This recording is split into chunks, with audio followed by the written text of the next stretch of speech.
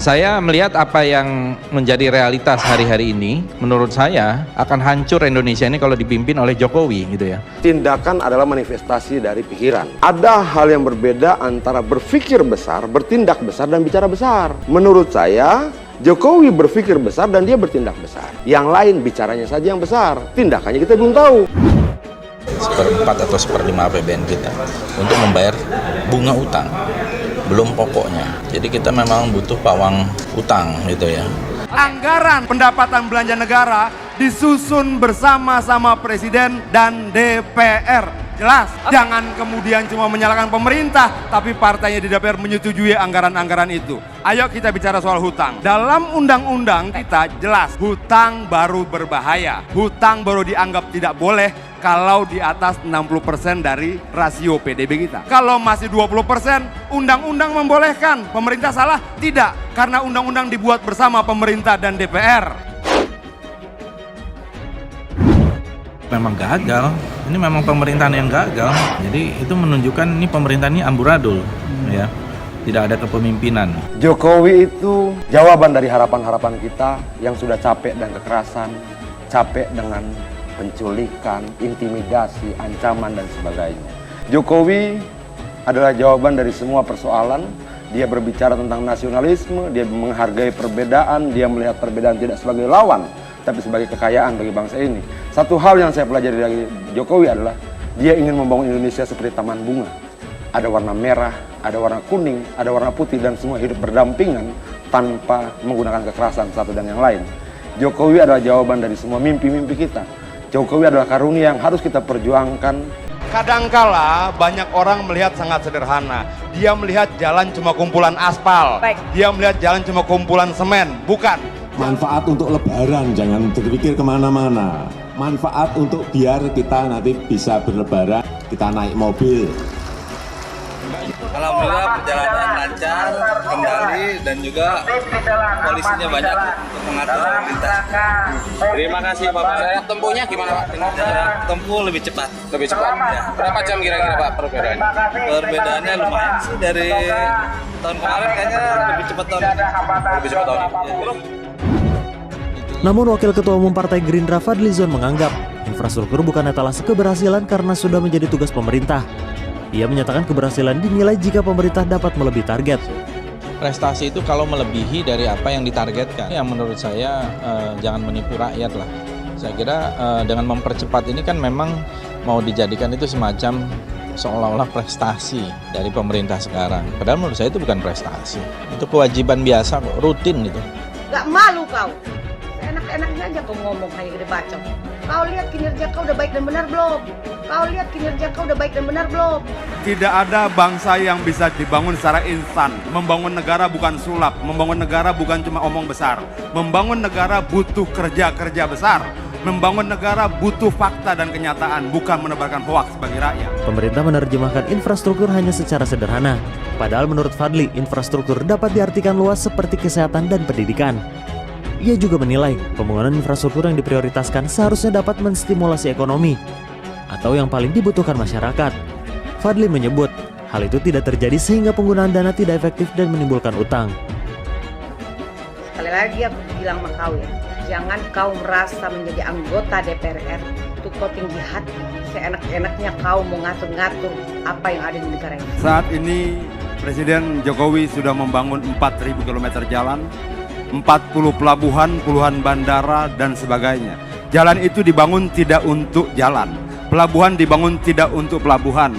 Bandara dibangun tidak untuk bandara. Semua dibangun untuk meningkatkan pertanian, perkebunan, industri, wisata. Dan semuanya berarti lapangan kerja buat kita semua.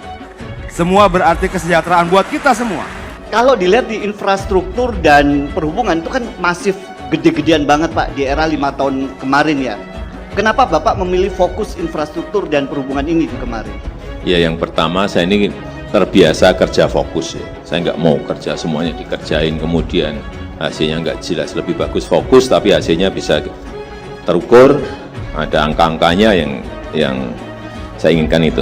Jadi kenapa infrastruktur? Karena ini menjadi sebuah fondasi bagi negara kita untuk berkompetisi dengan negara-negara lain. Tadi sudah disampaikan oleh beliau mengenai indeks competitiveness kita, indeks daya saing kita terhadap negara-negara lain, dan kita masih pada posisi di tengah.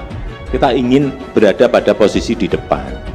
Dan infrastruktur itu bukan urusan masalah membuat jalan tol, membuat airport, membuat pelabuhan, atau membuat pembangkit listrik, enggak. Infrastruktur itu yang pertama, cipta lapangan kerja, menciptakan lapangan kerja, infrastruktur. Yang kedua, menciptakan titik-titik pertumbuhan ekonomi baru, bukan uang beredar, PDB ekonomi kita hanya di Jakarta, hanya di Jawa, enggak. Kita ingin ada titik-titik pertumbuhan ekonomi baru. Kemudian yang ketiga, ada perbaikan jaringan logistik kita. Karena ini negara ini 17.000 pulau. Bapak Ibu bisa bayangkan, 17.000 pulau yang memerlukan semuanya infrastruktur, sehingga jaringan logistik kita akan menjadi lebih baik. Kemudian ini juga memberikan fasilitas pada produksi, memfasilitasi produksi, sehingga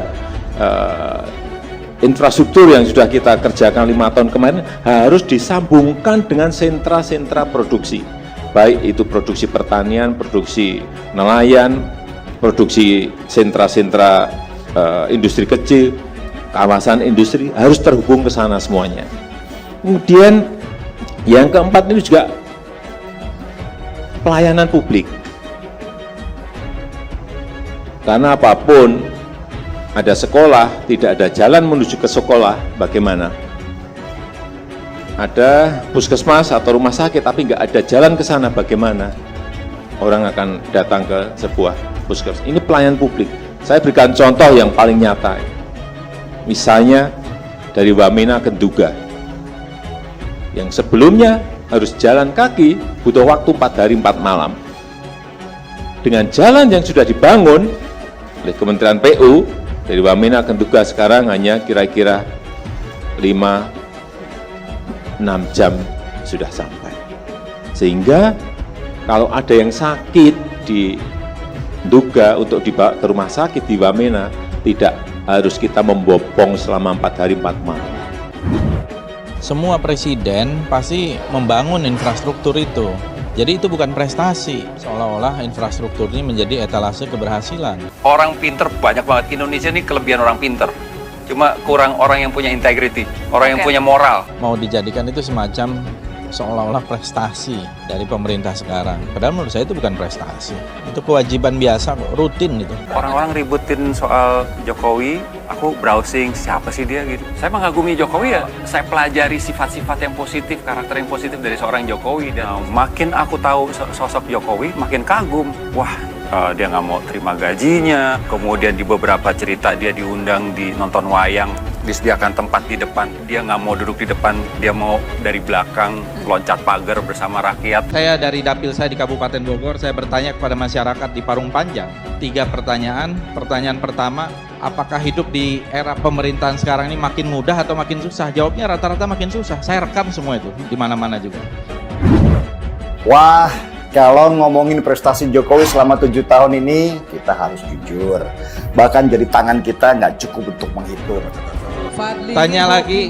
Bicara hoax, Fadli. Kemudian bicara hoax terus nggak berhenti Fadli. Jadi ya hoax terus yang dibicarain. BBM coba bagaimana? jadi anggota Naik jadi atau pimpinan turun? DPR, jadi pimpinan DPR harusnya jangan bicara hoax. Berhentilah menyebarkan kebohongan. Berhentilah membodohi rakyat. Ya, gini lihat, harus menjadi contoh harga BBM bagi naik masyarakat. atau harga BBM naik atau turun? Rakyat Indonesia loh. Ya. Kemudian cuma menggerutu terus tanpa memberikan solusi, itu bukan oposisi yang membangun, itu oposisi yang tidak membangun apa-apa selain kebencian di rakyatnya sendiri. Di Jawa kalau naik 500 perak saja demonya 4 bulan. Di sini naik 1000 perak saja demonya sampai 6 bulan. Saudara-saudara kita yang di Wamena, yang di Pegunungan Tengah, harga 60.000 diem bertahun-tahun.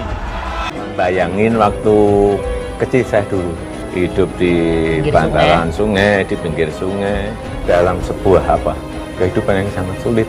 Ya, dan sekarang ini saya sangat bersyukur sekali. Presiden Jokowi sedar tentang keperluan membangunkan Indonesia, bukan saja politik tapi ekonomi. Dia membawa satu pemikiran yang baru. tidak sama dengan yang lain.